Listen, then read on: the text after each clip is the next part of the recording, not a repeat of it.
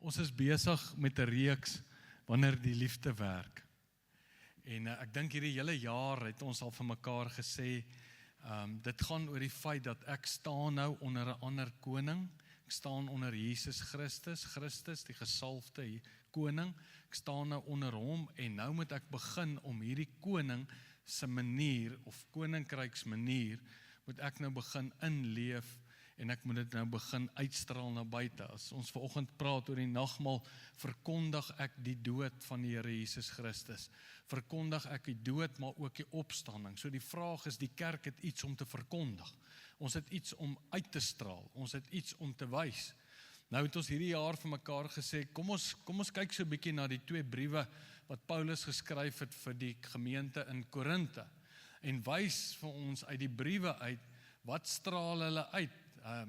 Wat leef hulle uit? En dan skryf hy 'n klomp goed hoe hulle doen en wat sy uitstekende gemeente hulle is en hoe wonderlik hulle is.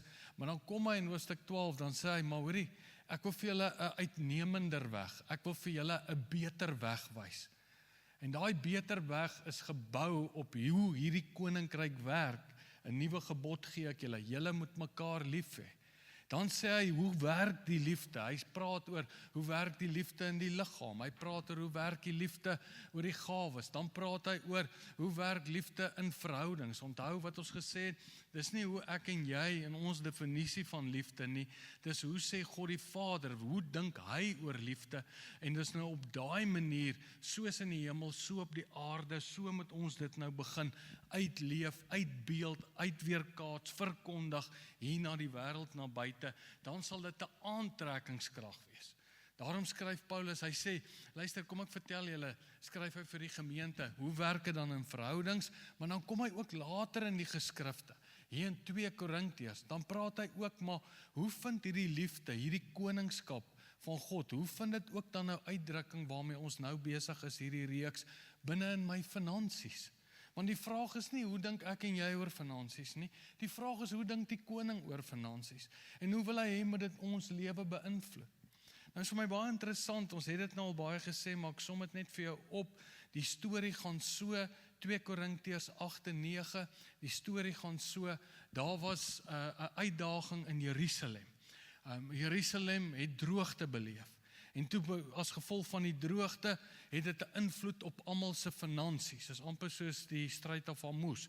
Daar het iets gebeur, nou het dit 'n effek op ons lewens. Skielik is petrol duurder, skielik is kos skaarste, skielik is alles duurder. Het dit ook so gebeur? Maar onthou nou, die gemeente in Jerusalem het hoofsaaklik bestaan uit Jode wat aanvaar het Jesus is nou die koning.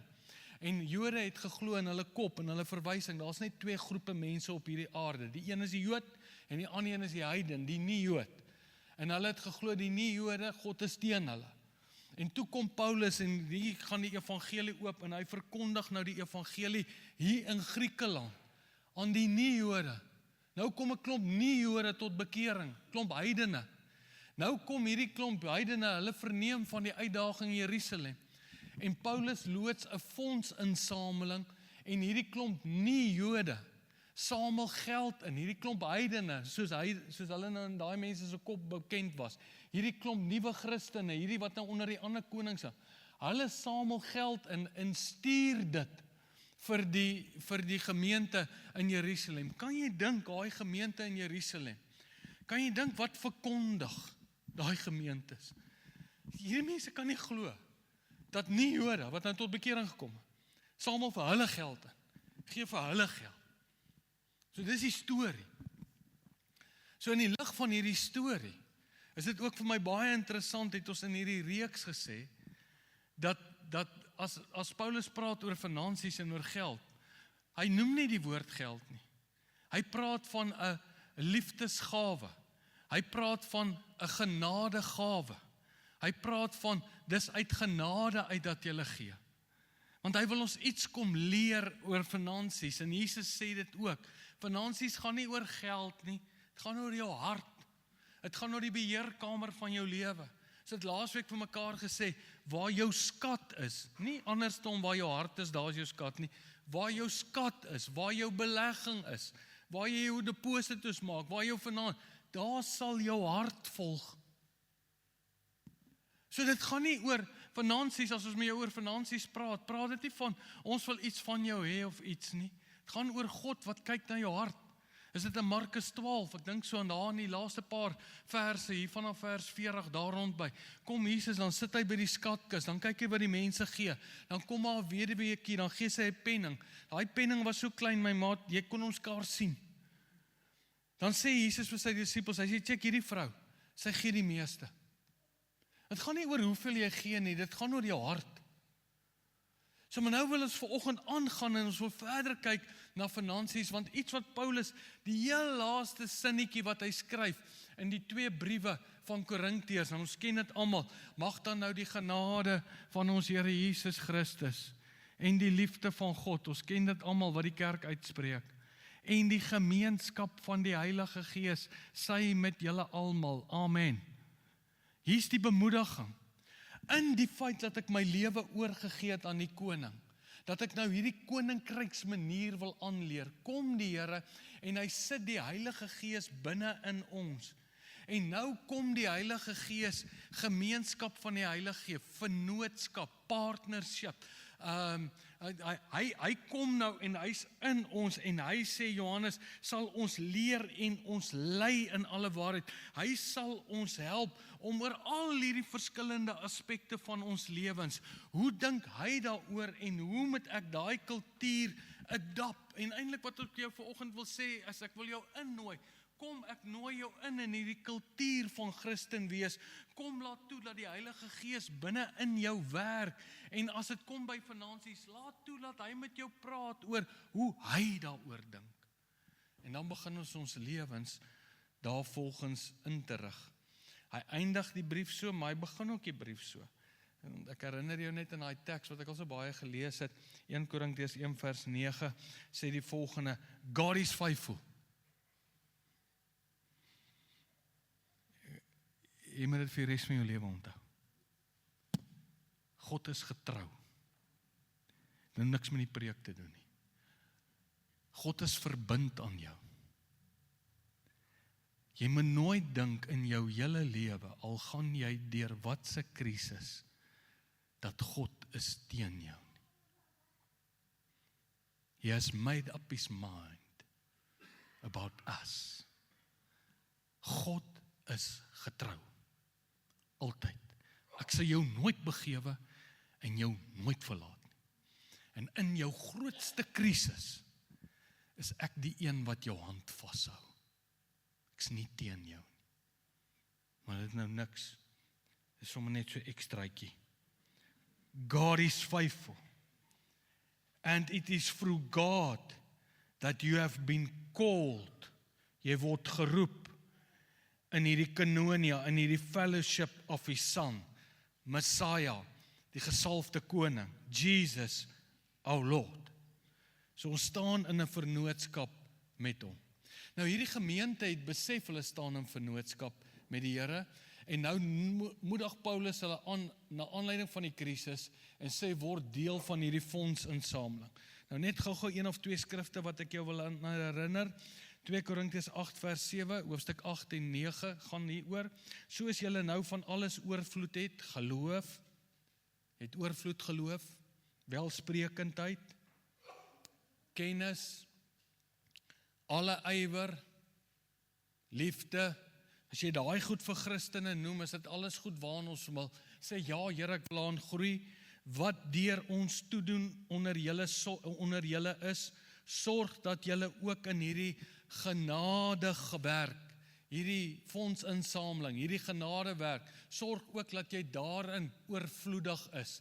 Met ander woorde, laat toe dat die Gees, die partnership met die Heilige Gees, jou ook lei, dat jy ook kan dink, hoe dink God oor gee, hoe dink God oor finansies, hoe dink God, soos hy dit noem, genadewerk. En dan herinner ek jou wat ek laasweek vir jou gesê het, gaan oor jou hart, 2 Korintiërs 9 vers 5, skryf Paulus vir hulle, hy sê, daarom het ek dit noodsaaklike geag, om die broers aan te spoor om vooruit te gaan. Ons weet uit vir Titus en 2 manne, sulke groot fris manne, het hy gestuur om vooruit te gaan, om die offerande op te neem en die dankoffer wat julle vroeër beloof het in orde te kry, sodat dit gereed sal wees as 'n werklike dankoffer en nie as iets wat afgedwing is nie. As jy iets vir die Here gee jy dit uit dankbaarheid. Jy kan nie God beïndruk met wat jy gee nie. Die beeste op duisend heuwels behoort aan. Hy maak goud. Hy maak dit. Jy kan hom nie beïndruk nie. Maar wat belangrik is, so as jy iets gee, is dit nie uit dwang uit nie. Maar dit is uit dankbaarheid. God het nie ons geld nodig, en het ons harte nodig. Daarom, wat het Paulus die gemeente geleer? Hy het hulle geleer, 2 Korintiërs 8 vers 5, gee julle self eers aan die Here. Gee julle self eers aan die Here. So, jou journey met liefde, jou journey met verhoudings, die koninkryksverhoudings, jou journey met geld, begin by, gee jouself eers aan die Here. En dan vandag se beginsel, dis 'n opsomming van wat ek die laaste paar weke gesê het, en dan vandag se gedagte waaroor ek met jou praat, dis vir my baie interessant, en ek wil dit heel in die begin sê.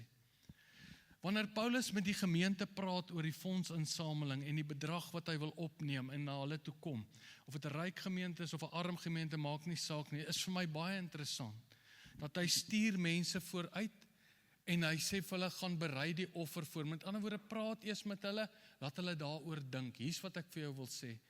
Finansies met die Here, en jou finansies en jou journey wat jy met die Here loop, is iets wat jy moet beplan en deurdink. Dit is nie 'n emosionele opsweping nie. Maar is iets wat jy in getrou moet raak, en dis iets wat jy moet begin aanleer. Julle klomp jong mensies wat hier sit, luister nou vir my. Julle moet dit begin, dis 'n oortuiging wat in jou hart om moet gaan. Gee jouself eers aan die Here.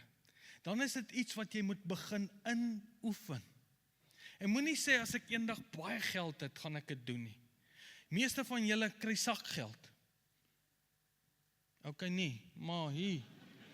Ek gaan met jou pa praat, ek gaan jou waarborg, hy gaan vir my 'n ander storie vertel.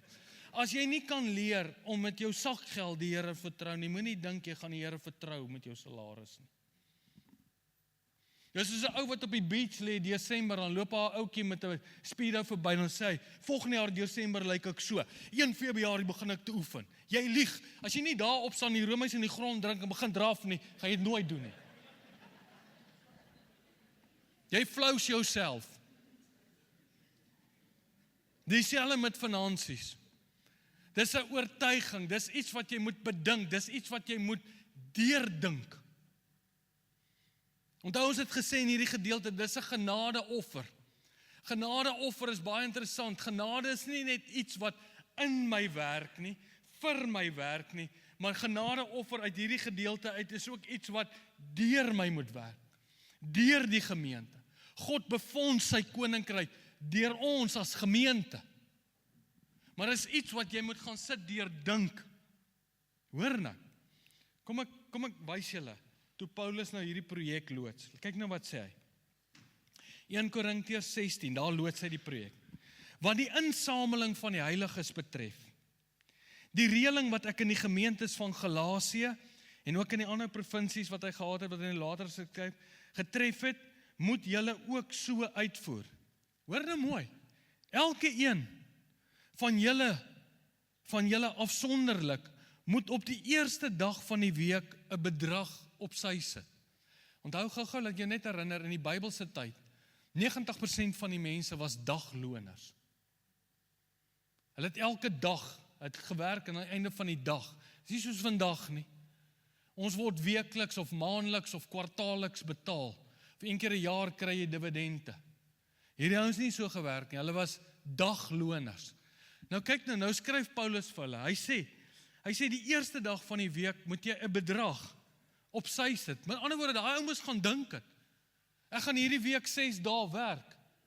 Daar's 'n bedragie wat ek moet op sy sit. Hy sê, en volgens sy verdienste spaar, sodat die insamelings nie eers plaasvind wanneer ek al kom nie. Dis nie emosionele opsweping, hoor die manne, ons moet gou, hier's 'n groot nood, kom ons gee gou. Nee, dis beplande, gaan sit, gaan deurdink. Wanneer ek opdaag, sal ek, wie julle ook al goedkeur, hoor nou mooi, met aanbevelingsbriewe stuur om julle gawes na Jerusalem te neem. Hy moes dit skryf. Dis nie AI dikteer nie. Hy moes briewe skryf. Dit was, hierdie hele storie was 'n massive beplanning. Finansies het met beplanning deurdagte gedagtes te doen. Hoor nou mooi. Indien dit die moeite werd is, dat ek ook gaan, kan hulle my vergesel.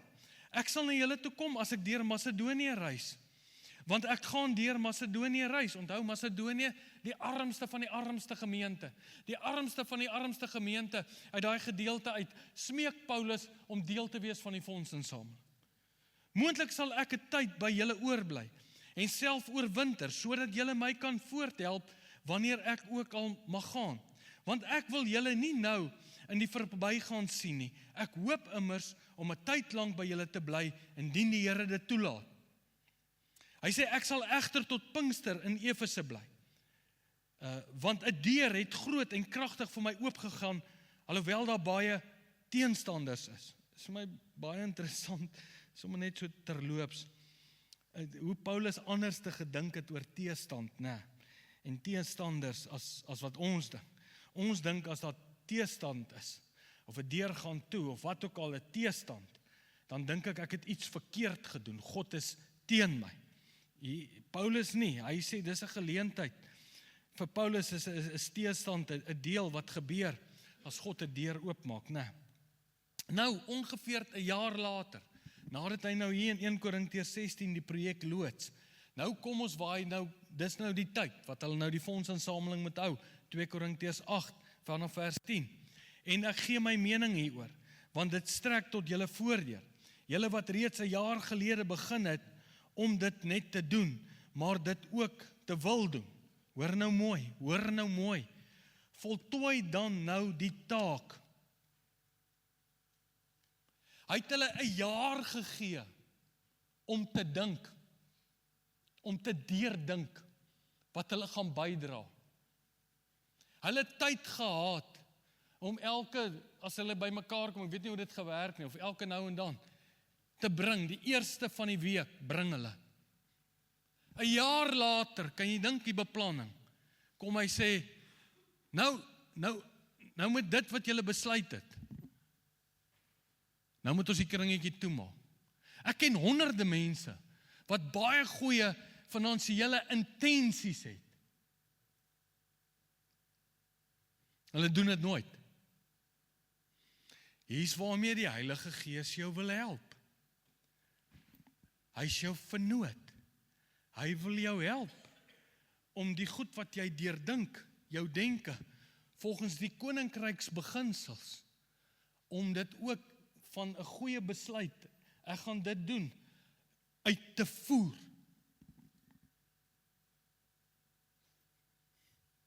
Nou sit jy miskien hierso, ek wil glad nie jy moet skuldig voel nie, en jy dra niks by nie, daar's nie vrygewigheid, daar's nie, ek het nie, dis gewoonlik wat ons sê, ek het nie.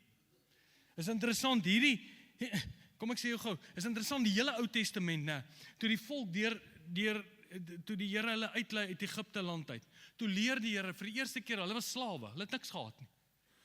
Toe vir die eerste keer het hulle nou iets. Die eerste ding wat die Here hulle leer, is interessant, dis die Ou Testament, hoor. Maar jy kan jou lewe inrig soos jy wil. Eerste ding wat die Here vir hulle sê, 10% van wat jy het, moet jy gee. Interessant, dan leer die Here hulle, 10% moet jy spaar. En dan leef jy op 80%. Dis hoe hy hulle geleer het. Vandag weet ons meeste van julle, baie van julle is finansiële beplanners. Eerste ding wat jy vir ons sê, van die dag dat jy salaris verdien, spaar 10%. Ek is nou 'n bietjie ouer, kan ek gou vir julle jong mense sê, dis te min.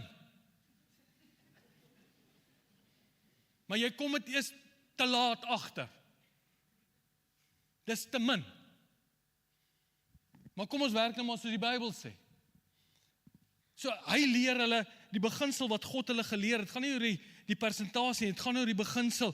Gee, wees vrygewig, gee, spaar, leef. Hoe werk ons in Suid-Afrika? Ons betaal skuld. Ons gee nie. Ons spaar ook nie. Ons leef. En dan sê ons, God help. So as ek vandag met jou praat, die Here hoor, ek was nie 'n pastoor, ek wil jou help.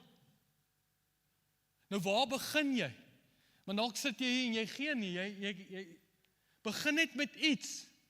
En voltooi die sirkeltjie, die besluit wat jy neem, ek gaan R100, ek gaan R500, ek gee nie om hoeveel nie. Begin met iets en voltooi die projek. Hou aan, wees konsekwent. Jy het nie 'n probleem om te sê, Here, help my om te bid, ek wil elke dag bid, die liefdeswerk, al daai goed, jy sukkel nie met daai goed nie, maar wanneer dit kom by my finansies, is die moeilikste ding om bekering te kry, is jou beursie. En Paulus kom leer ons iets. Hy sê, wees konsekwent. Vertrou die Here. Gaan sit, gaan beplan. Dit gaan oor jou hart. Hoe lyk jou hart? En begin net eers. En dan groei jy saam met die Here. Dit is altyd vir my interessant. As mense in die moeilikheid is, finansiële moeilikheid, dan hardloop hulle na die Here toe en sê, God help my. Skielik dan involf hulle hom in die finansies. Maar hier is dit goed gaan. Hou hom net weg, want nou wil hy alles vat. Wat wil hy daarmee maak? Hy maak geld. Hy print dit.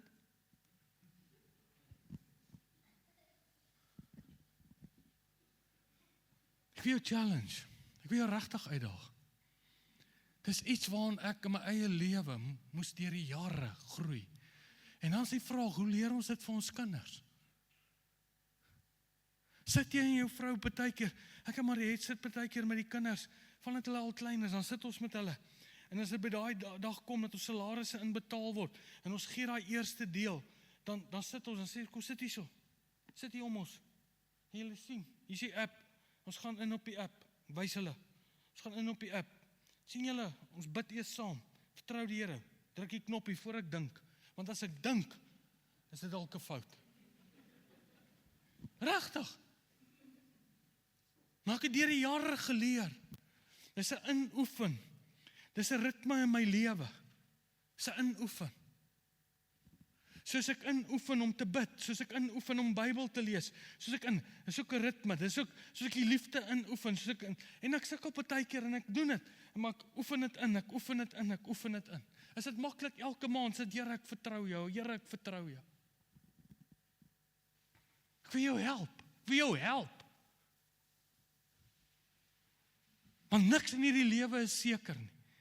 Maar so kom Petrus sê, ek het die uiteinde van my lewe aan die Here toe vertrou. Het gaan oor saad, wat se saad het jy in die grond?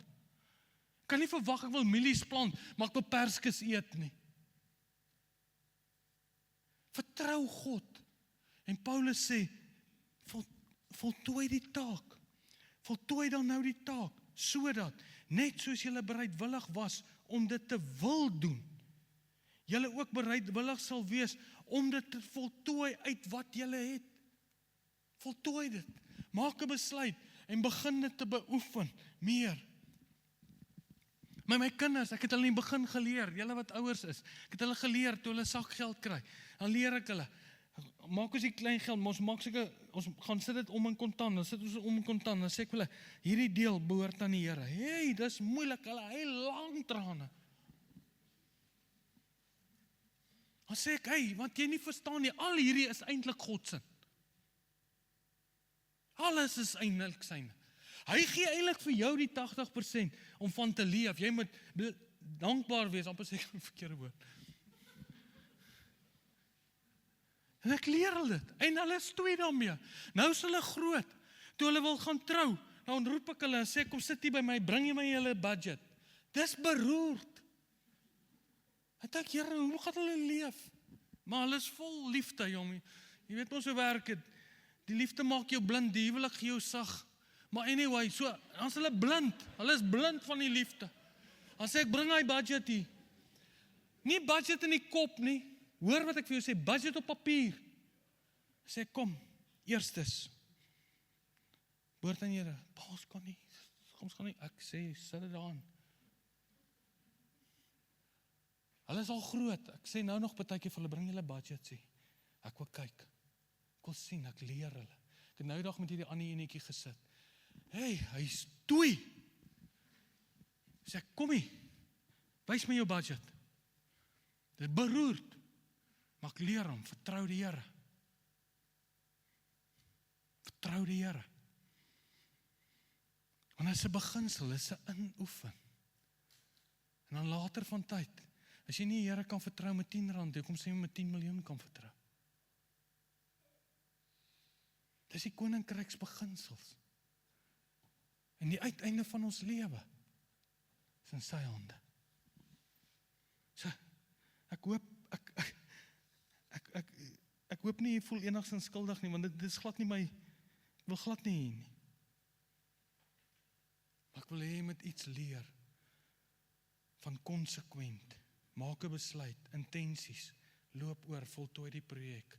Dis beplanning, dis deurdink, dis weekliks, dis maandeliks, dis hoe jy ook al jou goed werk, dis konsekwent, dis ritmes in jou lewe. En soos ek ritmes het vir alle ander geestelike aspekte in my lewe, as dit kom by my finansies, is daar ook ritmes wat ek die Here voor vertrou.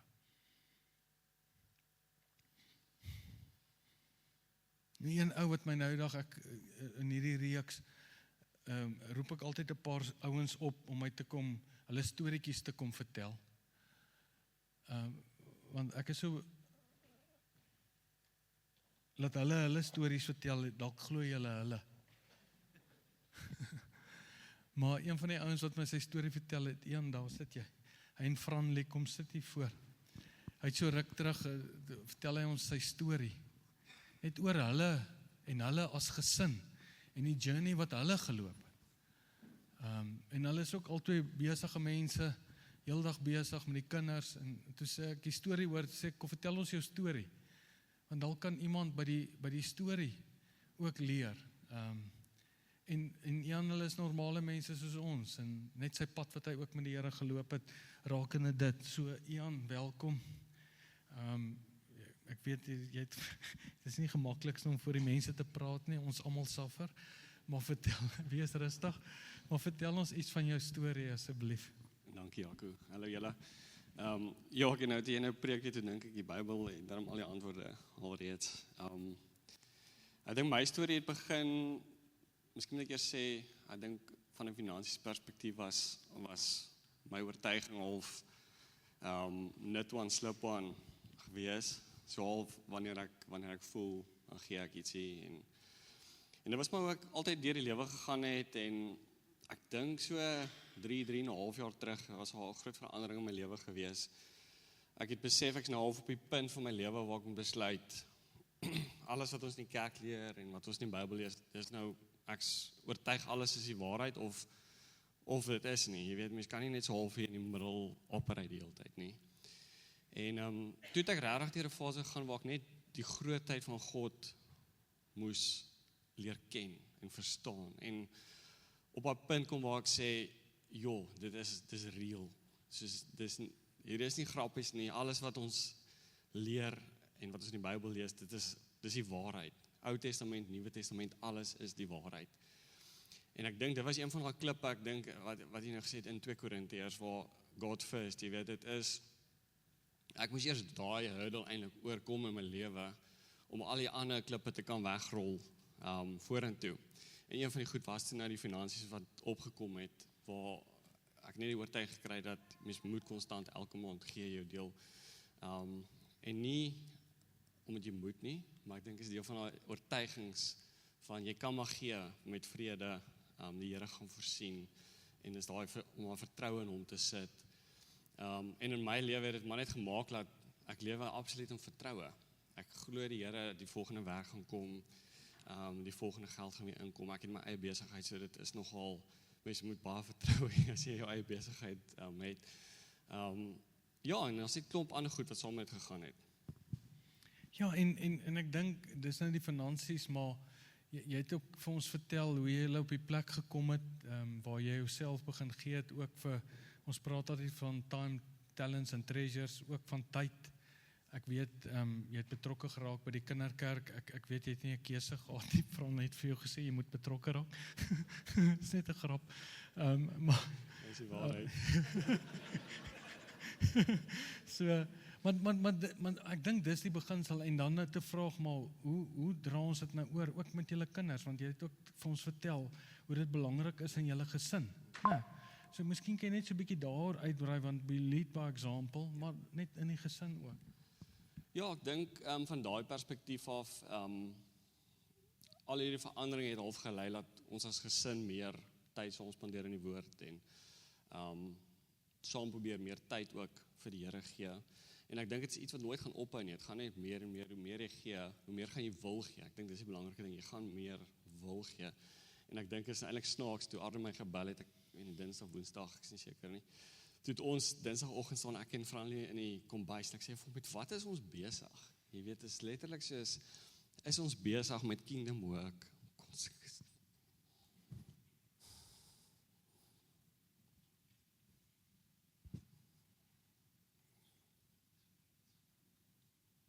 Sorry. In elk geval, so, ek dink die ding is net, jy gaan meer en meer wil gee, elke dag. Ek dink vrygewigheid, dis die hart van die koninkryk. Dis soos die Vader, wat sê daai een Engelse vertaling, dis generous Father of us. Want dis sy hart, hy het sy lewe kom gee, hy het alles kom gee, hy het sy koninkryk verlaat, en daarom wil ek jou net, daar is so baie van julle wat hier sit, wat ek al jou storie gehoor het, as dit kom by gee, ek praat nie net van finansies nie, ek praat van jou lewe, wat net sê hoe inpak en hoe jou lewe al verander het. So ek wil jou regtig challenge en sê, dis tyd dat jy gaan sit en dink daaroor. Dis nie 'n emosionele besluit nie, dat jy dink daaroor, dat jy dit deurdink en dat jy dan 'n besluit maak en dat jy dan daai besluit sal, wat die Bybel sê, deurvoer. En jy kan daai besluite maak en jy kan daai goed deurvoer. Hoe kan ons dit doen? Met die kanonia, met die partnership, wat die Heilige Gees binne in ons en saam met ons loop. En onthou, die Here is iemand wat jy ontmoet op jou vlak, en hy journey saam met jou, en dis die wonder van die storie. Hy het sy gedagtes oorgemaak, hy het nie goeie en slegte kinders nie. Hy glo in ons is sy kinders, ons is sy seuns en sy dogters, en hy wil regtig vir ons die beste hê. Hy sê, ek het gekom om vir julle 'n lewe, en dit in oorvloed te gee. En ek wil jou uitdaag, word ingeënt in sy koninkryk. Laat toe dat hy jou inent in sy koninkryk. En laat hy jou sekere goed leer. Dit gaan jou mind altyd de mekaar maak, want dis die teenoorgestelde is wat baie keer ons samelewing se kultuur is.